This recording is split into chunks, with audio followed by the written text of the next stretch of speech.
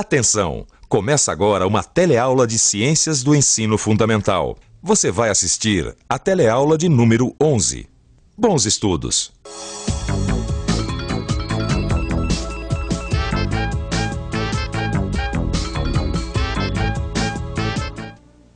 Vera Lúcia, você não pode contar isto pra Verinha.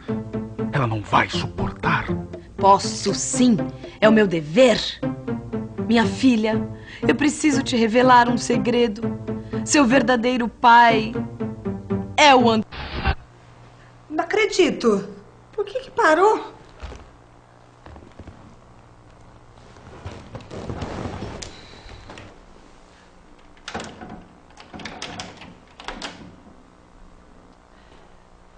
O que aconteceu, Luísa?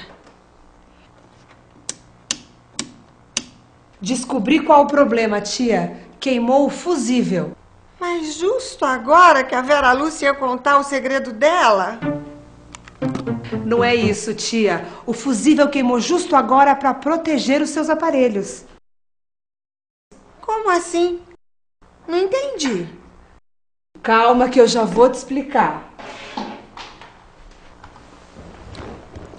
O fusível é feito de um material que derrete quando esquenta muito e impede que uma corrente elétrica muito grande passe e queime os aparelhos. Mas como impede a passagem da corrente? E que material é esse que está aí dentro? Quer dizer que esse material derrete como gelo e vira líquido. E quando fica líquido, ele para de funcionar? É isso? Calma, que essas são algumas das perguntas que a gente vai responder na nossa teleaula de hoje.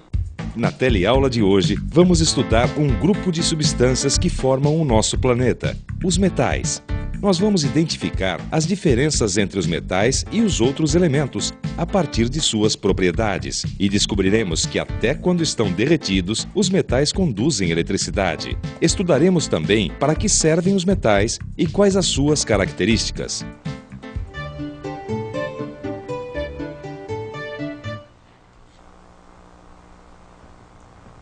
Conseguiu arrumar? Ainda não. Eu consegui retirar o fusível queimado. Olha só, foi queimar essa peça e a eletricidade parou de passar por esse filtro. E por que ela parou de passar? Porque dentro do fusível tem um fio de metal que permite a condução da eletricidade.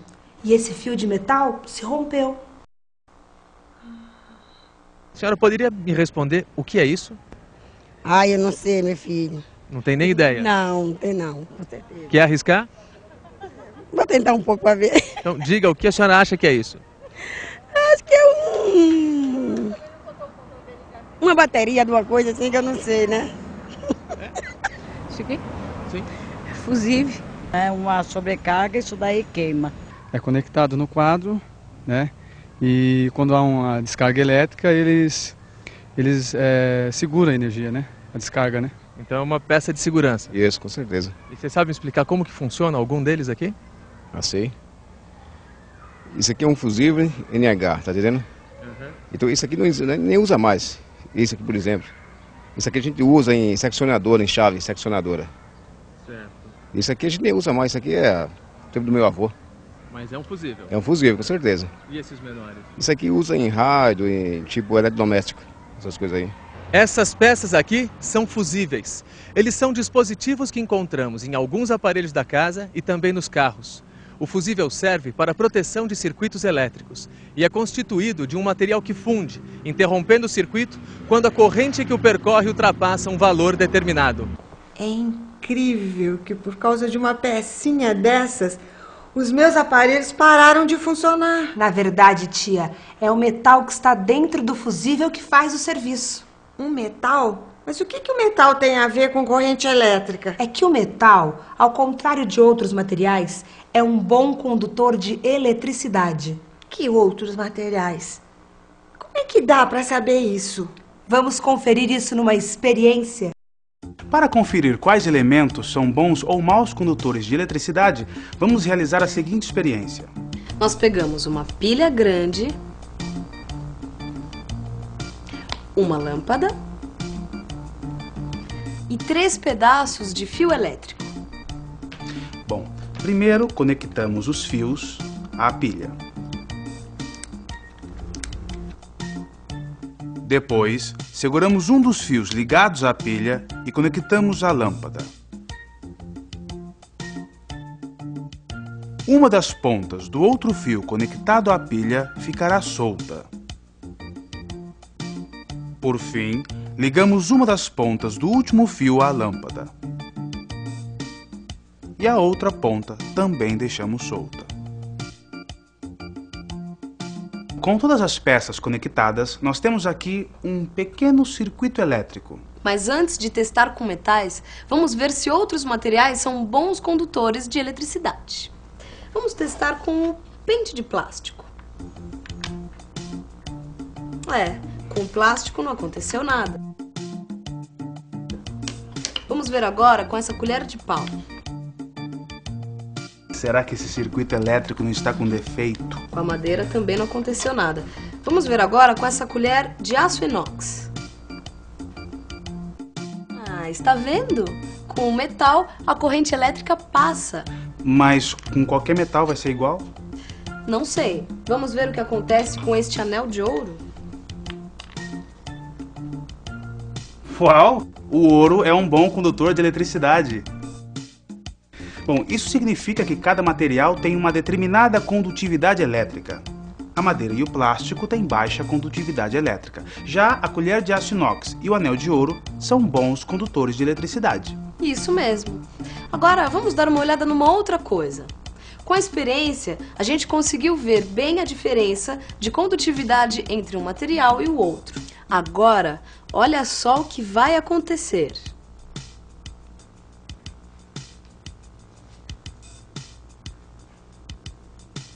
Ih, vai pegar fogo. Espera. Olha só que interessante. Ué, por que apagou? Porque quando estão no estado sólido, os fios da esponja de aço conduzem eletricidade. Mas quando eles se fundem, os fios se quebram e interrompem o contato.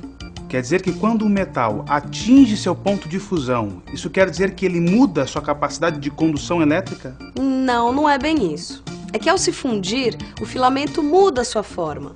O que era um fio passa a ser uma gota de metal líquido. E então, os dois pontos que eram ligados pelo filamento ficam sem contato. Mas todos os metais se fundem na mesma temperatura da esponja de aço? Não. É bom lembrar que cada metal possui um ponto de fusão diferente. Muitos metais têm um ponto de fusão alto, ou seja, se tornam líquidos quando atingem temperaturas elevadas. Mas o fato dos metais terem pontos de fusão diferentes não altera a sua utilidade? Vamos pensar um pouco? Vamos pensar um pouco. Alguns metais são utilizados comumente nas instalações elétricas. Os fios, em geral, são de cobre, recobertos por plástico. No passado, os fusíveis eram feitos de fio de chumbo com suporte de porcelana. Hoje, eles são tubos de papelão com duas extremidades de metal ligadas por um filamento também de metal. Esse metal é composto basicamente por estanho, que tem algumas propriedades diferentes do cobre. Além de sua cor diferente, ele se funde mais facilmente que o cobre. O funcionamento das lâmpadas é, de certa forma, contrário ao dos fusíveis. O filamento das lâmpadas é composto basicamente de um metal, o tungstênio. Ao se aquecer com a passagem da eletricidade, ele fica incandescente, isto é, emite luz. Embora ele seja bem resistente ao calor, ele pode se fundir. Quando isso ocorre, o filamento deixa de fazer o contato entre as hastes que o sustentam e isso interrompe a passagem de eletricidade. E assim, o metal deixa de emitir luz. Acho que agora eu entendi por que o fusível queimou. O que pode ter acontecido é uma sobrecarga de corrente elétrica na fiação da rua. Mas isso tinha que acontecer justo na hora que a Vera Lúcia ia contar o segredo dela. Ô tia, você tem que agradecer que esse pedacinho de metal não deixou queimar os seus aparelhos. É verdade. Mas sabe que tem uma coisa que ainda não está muito clara. Eu entendi que os metais são utilizados para diferentes fins.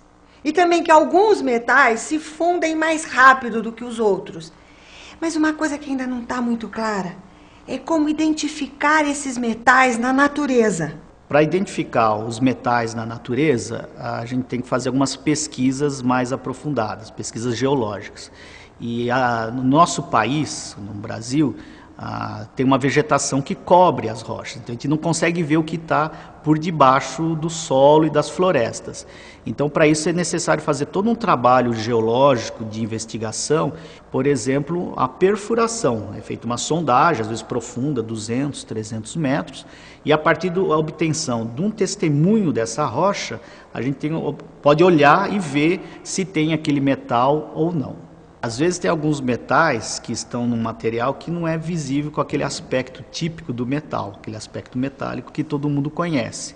Aí é preciso pegar essa amostra, levar para um laboratório e fazer uma análise química, às vezes até uma análise química um pouco mais refinada, para ver se aquele elemento metálico está presente naquele material. Mas, por exemplo, tem alguns materiais, que nem a bauxita, parece um bloco de terra, né?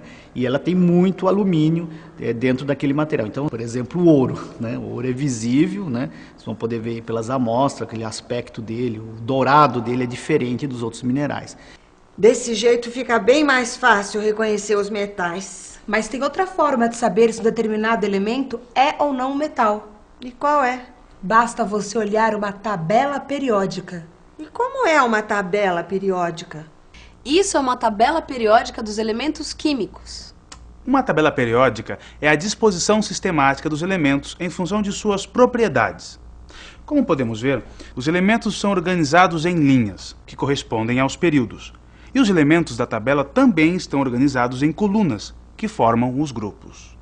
Quem primeiro organizou os elementos químicos em uma tabela, segundo suas características periódicas, foi um químico russo chamado Dmitry Mendeleev. Isso aconteceu por volta de 1870. Mendeleev compreendeu que algumas substâncias apresentavam propriedades parecidas e que se repetiam com certa regularidade, formando os períodos. Mendeleev percebeu também, por exemplo, que o sódio, o potássio e o rubídio têm certas propriedades não encontradas em outros metais. O mesmo acontece com o magnésio, cálcio e o estrôncio, que têm algumas propriedades em comum. A partir desses estudos, Mendeleev organizou os elementos químicos segundo essas características periódicas. Por isso o nome de tabela periódica. Agora vai ficar tudo certo aqui. E pensar que a gente descobriu tudo isso porque o fusível queimou e atrapalhou o nosso filme. Mas pra gente não esquecer de nada, que tal fazer uma revisão? E atenção, se liga aí que é hora da revisão. Na teleaula de hoje, conhecemos um grupo de elementos químicos fundamentais para o nosso dia a dia, os metais. Descobrimos que diferentes substâncias podem conduzir eletricidade ou não, e que os metais são excelentes condutores de eletricidade. Vimos também que alguns metais se fundem com mais facilidade do que os outros, e como isso interfere nas aplicações de cada metal. Por fim, compreendemos o que é e como se organiza a tabela periódica. E agora, tá tudo certo pra gente ver o filme? Tudo certo. E depois de tudo que aprendemos na teleaula de hoje, a gente merece descobrir o segredo que a Vera Lúcia guardou por tantos anos. Até a próxima teleaula.